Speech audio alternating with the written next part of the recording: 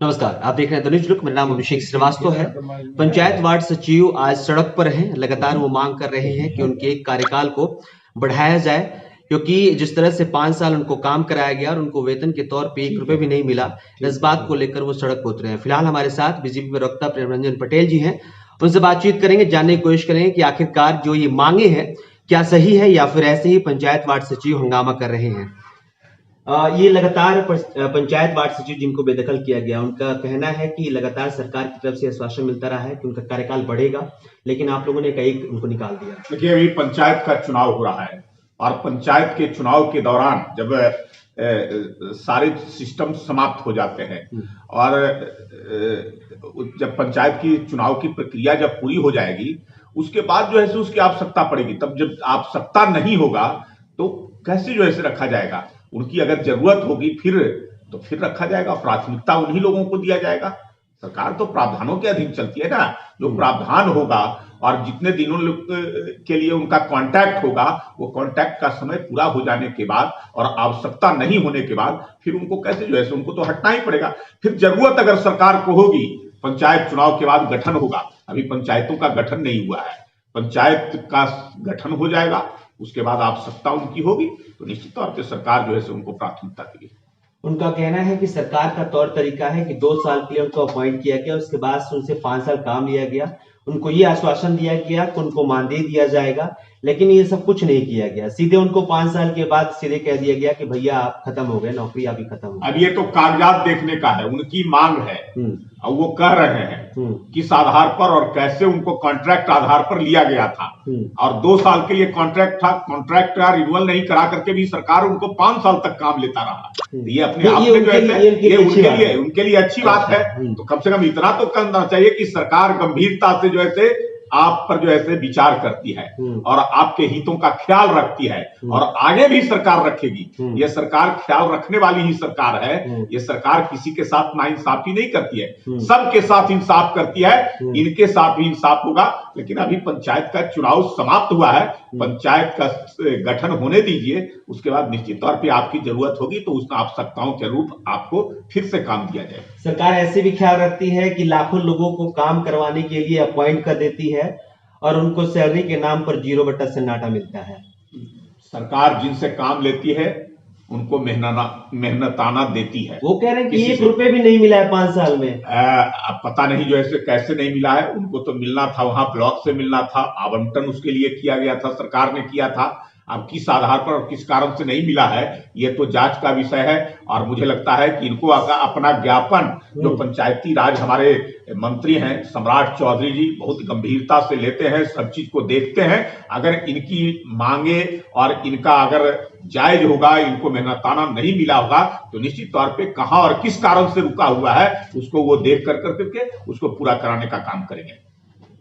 Panchayat ward सचिव जो कि रोड पे बैठे हुए हैं, उनका कहना है कि इनको आश्वासन मिला नवंबर में कि इनका जो कार्यकाल है वो बढ़ाया जाएगा, साथ ही साथ इनको मुआवजा दिया जाएगा, लेकिन 13 दिसंबर को इनको सरप्राइज दे दिया गया। उनको एक लेटर दे दिया गया कि भैया आप बर्खास्त हो गए। इसको आप कैसे देखते हैं?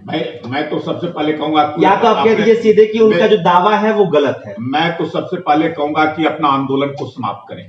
अच्छा। ये सरकार पर जबरदस्ती दबाव बनाने की कोशिश जो है कर रहे हैं। सरकार, मैंने कहा कि गंभीरता से विचार करती है, हर लोगों की मांगों को जो जायज होता है उसको पूरा करने का काम करती है। वो विचार को स्पष्ट समझना चाहते हैं कि ये कैसा विचार है। जुलाई में उन्होंने आंदोलन किया कि हमें पैसा नहीं मिला है, फिर भी सरकार कुछ नहीं कर पाई।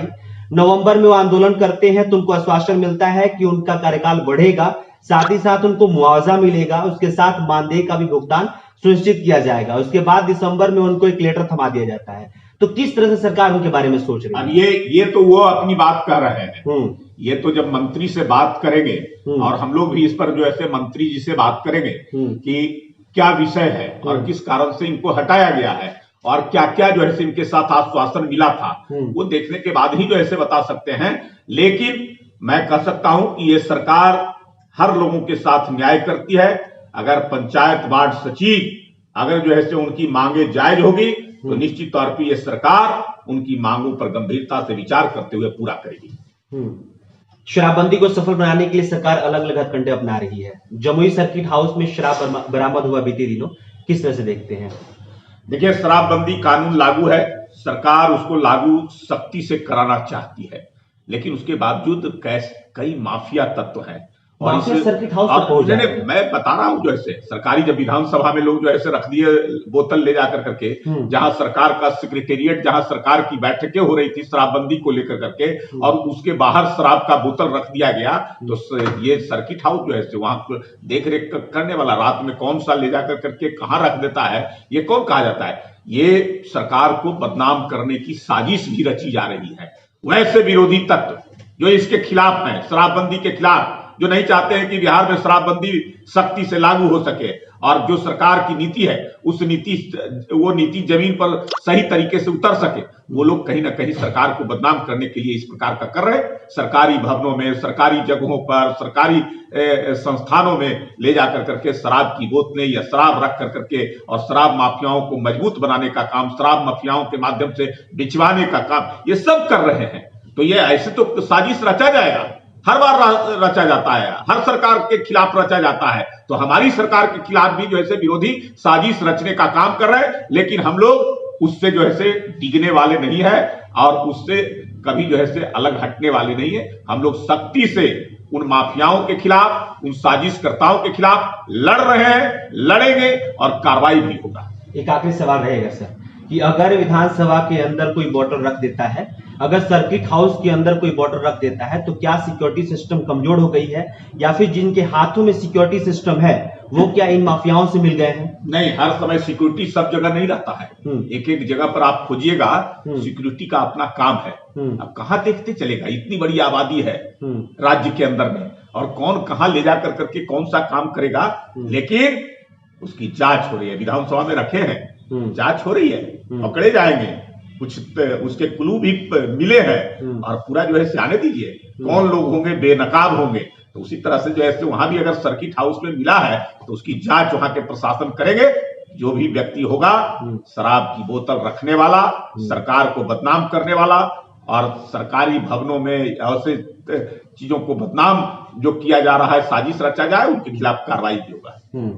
चलिए, फिलहाल पंचायत वार्ड सचिव तमाम जो है वो सड़क पे है, लेकिन एक बड़ा दावा किया गया जिसमें ये कहा गया प्रेमरंजन पटेल के द्वारा कि जो लोग काम करते हैं उनको पैसा मिलता है। हालांकि जितने भी पंचायत वार्ड सचिव हैं उनका दावा है कि 1 रुपए भी नहीं मिला है, लेकिन इनका दावा है कि जरूर मंत्रालय से उनके लिए पैसा आवंटन किया गया होगा।